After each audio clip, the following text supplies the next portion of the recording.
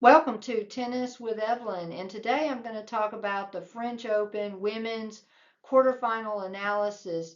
And boy, have we been treated to some great popcorn matches so far. Today, that match between Boisson and Pagula, that was probably one of the best matches of the tournament. We've had a lot of great matches, men's matches and women's matches. So I'm looking forward to these quarterfinal ones. They're again, like I said, they are all great popcorn matches.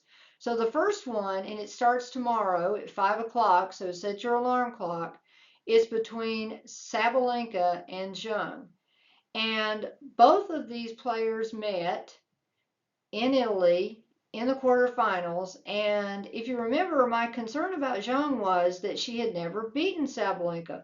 Well, she finally got her first victory over Sabalenka, so I think that's going to make her very confident in this matchup. And she's been playing really well. And wasn't that a great match between Goff and Zheng in Italy in the semifinals? She lost a really close one to Goff. But in this match against Sabalenka, I'm gonna go with Sabalenka because she's number one for a reason. And that is because she takes losses personally. There's no better example than the match that she had against Madison Keys at Indian Wells after she lost to her in the Australian Open. And it was, what, 6-love, 6-1. And Keys didn't get a game until right at the end.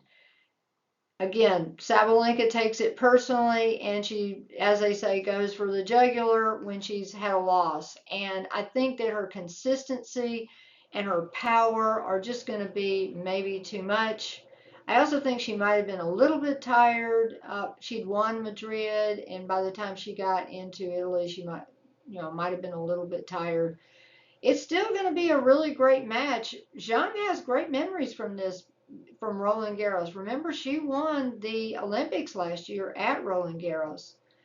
But I still think Sabalenka's got too much consistency and power. All right, so the next game is Swiatek versus Svitolina. And for the rest of the field, I think they've got to be a little concerned that the sleeping giant has woken. I was very impressed with that match that Swiatek played against Rybakina. She came out, she cannot do this any longer though. She cannot come out and drop the first set 6-1 and then expect to come back. I mean, she's the one that usually puts you through the bakery and gives you the bagel or the breadstick, but she's been getting that's been happening to her way too much lately.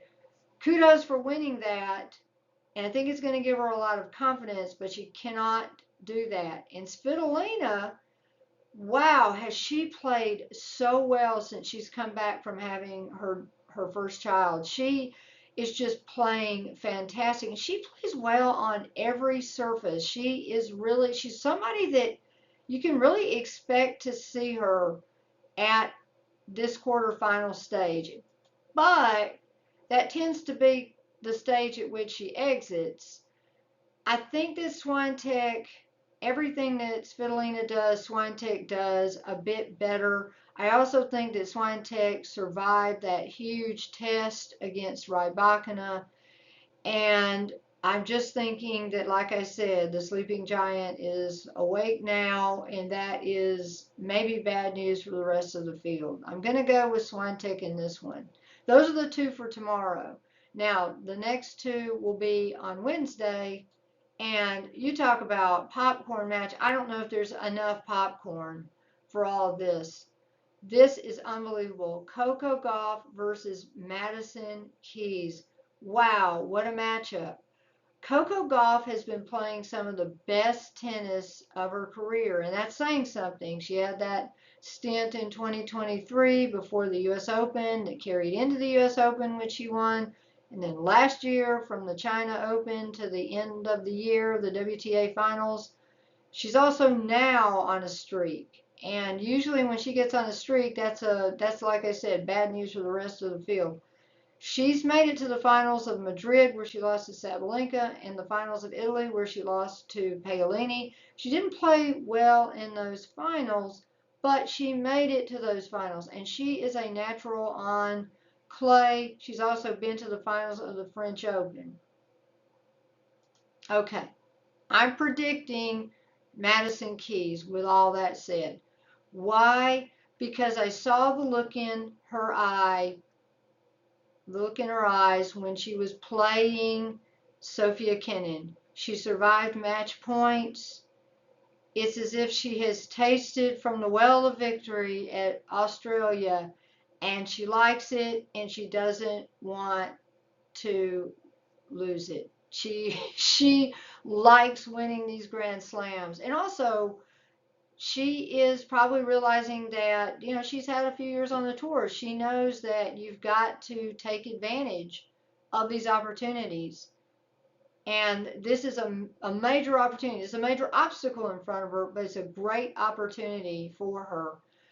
I think that her serve and her forehand and her very much improved backhand, and also just her improved tactical and strategic game plans, it really shows this year. She I think it was the afterglow, and she just kind of relaxed a little bit right after it, but that relaxation looks to have abated. She looks serious, and I saw it, like I said, in her eyes. Now, it could come down to its errors. Both of these players are great players. Coco Gauff is a better mover than Madison Keys, but Madison Keys has never been in better shape. Coco Gauff is always in great shape. But it could come down to errors. And the only reason why I could maybe see Madison Keys losing is if maybe she starts spraying tennis balls and Coco Gauff thwarts her and runs everything down. But the power that Keys possesses is formidable. So I'm going to go with her, but it's going to be, I'm assuming, quite a battle. All right, so the next match is a really intriguing one. Andreeva, who's only 18, but we seem to have become very well acquainted with her after she won Indian Wells and the other 1,000 in the Mid-East swing. She's been to the semifinals previously. Last year, she upset Sabalenka in the quarterfinals to get into the semifinals. She's playing really well, kind of under the radar. Who is she playing? Lois Boisson, French woman. That was one of the best matches today against Pegula. I love her game. It is, I don't want to call it old school, but it's a little not quite as common as today's player. She has a big serve. She wants to run over to the ad court and bludgeon you with these huge, big topspin forehands. And she slices her backhand either more or as much as she hits her two-handed backhand. She doesn't want to hit her backhand. She actually wants to hit her forehand, which is kind of unusual in today's women's tennis. They'll actually run around their forehand just to hit a backhand.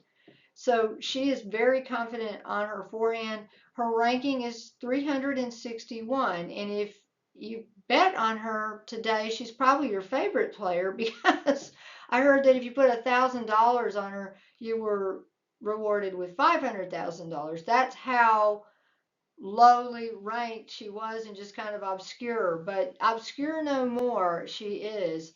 And like I said, she's probably got a lot of fans now for various reasons. I love her game because it is just amazing to watch. It is great. However, Mira Andreeva is at this point one of the best players.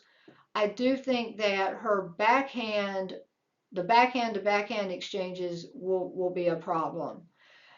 The backhand down the line that Mira Andreeva possesses will be a problem because she's going to probably try to pin Boisson into that corner on the ad side and then blast it down the line. And she's got the power to do it. Also, Boisson's not going to sneak up on anybody. She may have been able to fly under the radar as far as Pegula was concerned, but no more. The cat is out of the bag. But I do think that midnight has struck in Paris, and Andreeva is going to send Cinderella home.